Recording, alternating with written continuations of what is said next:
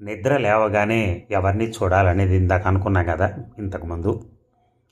మన చేతుల్ని చూసుకోవాలి, మన చేతుల్ని కళ్ళకు ఆనించుకోవాలి, ఇలాంటివన్నీ మనం విన్నాం. ఇంకా కొన్ని ఉన్నాయటండి.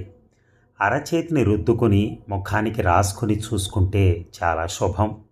అలాగే పూజారిని, గోవుని, పుణ్యస్త్రీని, అగ్నిహోత్రాన్ని చూస్తే మంచిది. అద్దం, పెరుగు, నెయ్యి, ఆవాలు అలాంటి వాటిని చూడటం అశుభం. ఇక నదిని, సముద్రాన్ని, సరస్సుని చూస్తే ఉన్న దోషాలన్నీ పోతాయి. ముఖాన్ని నేతిలో చూసుకుంటే చిరకాలం ఆరోగ్యంగా ఉంటారట. సో మనకు తెలిసిన కొన్నిటినైనా పాటిద్దాం. నేను అనేది అన్నీ చేయలేకపోవచ్చేమో మనం. ఇంతకుముందు చెప్పిన 3-4 షార్ట్స్ కానీ ఇక్కడ కానీ దీంట్లో ఉన్న ఇన్ఫర్మేషన్ కానీ మనం మొత్తం చేయలేకపోవచ్చు.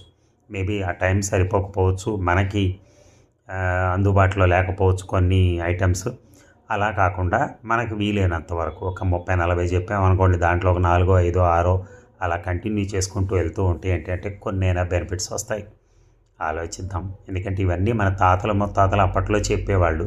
కానీ ఇది ఏమైపోయిందంటే తర్వాత వాళ్ళందరినీ మనం ఏం చేస్తున్నాం, మనం దూరంగా వచ్చేస్తున్నాం వాళ్ళకి. ఈ తాతల ముత్తాతలందరికీ మనం దూరంగా వచ్చేసి ఎక్కడో ఉద్యోగాలనో ఎక్కడో పని చేసుకుంటూ బతికేస్తున్నాం. అలాంటప్పుడు మనకి చెప్పేవాళ్ళు ఎవరంటే ఇలాంటి వాళ్ళే. Thank you.